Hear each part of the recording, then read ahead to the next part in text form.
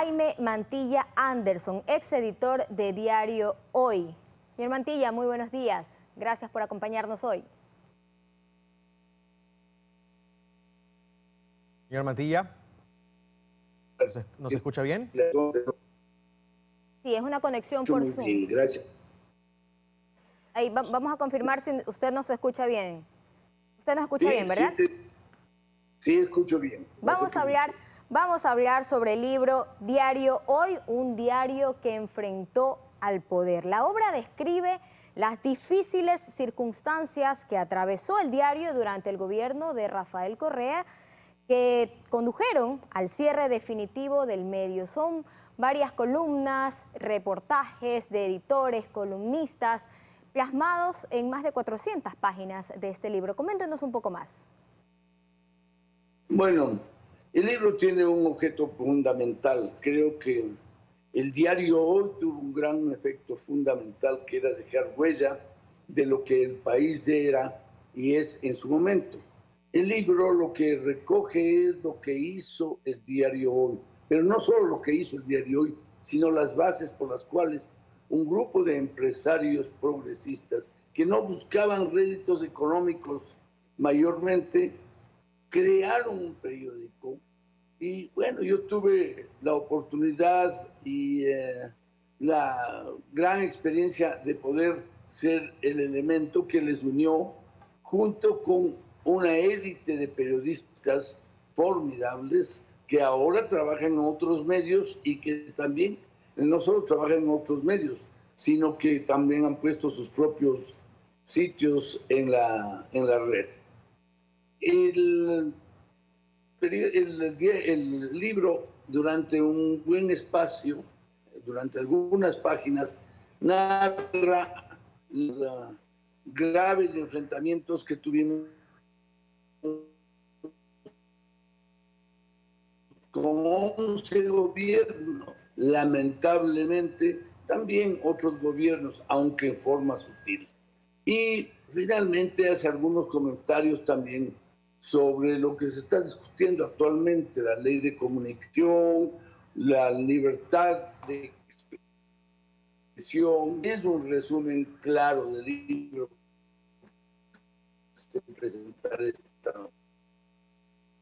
Señor Mantilla, aparte del aporte indudable para el oficio, hubo también un aporte en materia tecnológica. En 1982, hace más de 40 años, nace Diario Hoy con una propuesta innovadora. Es el primer diario en salir a color, el primer diario elaborado por computadora. Cuéntenos un poco del nacimiento y lo que significó Diario Hoy para el periodismo nacional.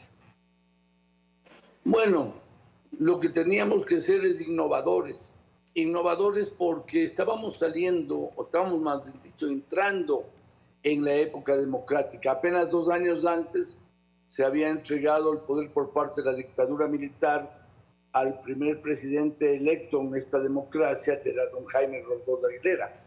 Lamentablemente, un año después de esa entrega, tuvo el accidente donde falleció y Osvaldo Hurtado tenía que asumir esa presidencia en el momento más crítico que había. Había existido la quiebra mexicana, una devaluación notable del dólar, una reducción del precio del petróleo, un petróleo que había creado una clase media interesante, que tenía ahora que aprender a sobrevivir sin esos recursos. El diario Hoy explicó con lujo de detalles y en términos totalmente populares la gravedad de la economía, lo que se tenía que hacer y hacia dónde llegábamos.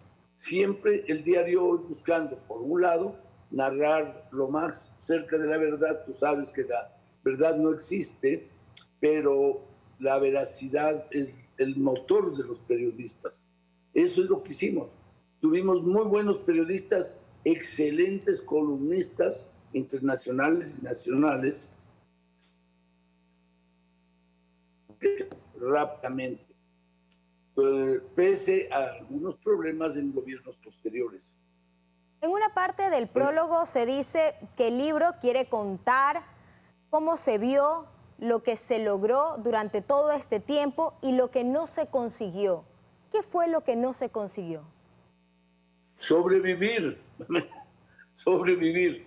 Nunca creímos nosotros que iba a haber un gobierno como el que hubo de Rafael Correa, que no respetó jamás las libertades, que impuso su visión exclusivamente, empezando en el gobierno cuando nos puso la Constitución del 2008 y emitió una serie para impedir la libre expresión.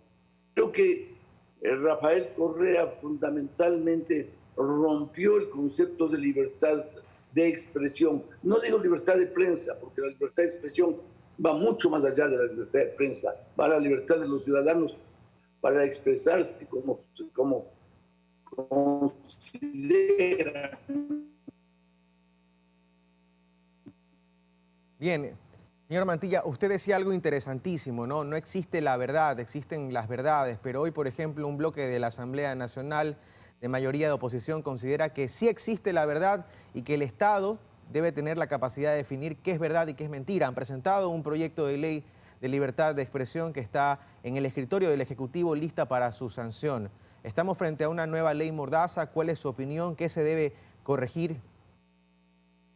Voy a repetir un interesantísimo pensamiento del gran autor Arturo Pérez Reverte, que decía: el único freno, la única medida que conocen el político, el financiero o el notable cuando alcanzan cuotas perversas del poder es el miedo a la prensa libre. Por esa razón, yo he sido partidario desde hace muchísimos años de que no debe existir una ley de comunicación. Así lo hemos insistido en la Asociación Ecuatoriana de Editores de Periódicos, cuando en el 2002, presentamos al presidente Gustavo Noboa a la información, porque el periodista lo que hace es narrar los hechos e investigar a los poderes. ¿Qué es lo que tiene esta ley de libre acceso a la información que se aprobó en el tiempo de Gustavo Noboa y el reglamento salió en el tiempo de Alfredo Palacio? Permite y obliga a todas las entidades públicas que tienen negocios con el Estado publicar en sus páginas web. Las páginas web, perdónenme, las entidades públicas si tienen negocios con las empresas privadas o estatales, tienen que publicar en su página web esos negocios al mismo tiempo que publican los beneficiarios de esos negocios. Y los periodistas, ahí tenemos una gran apertura para poder investigar. Yo creo que si es que la ley no se habría prácticamente metido en algún archivo durante el gobierno de Correa, gran cantidad de la corrupción que se está denunciando en estos últimos años se habría evitado. Entonces, volviendo al punto fundamental, las leyes de comunicación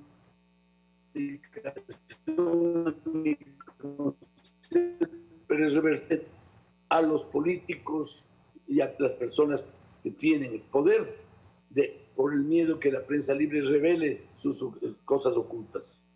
Volviendo al libro un poco, una parte decía que la prensa tradicional perdió su antigua y principal misión, la de ser mediadora entre los hechos y los ciudadanos.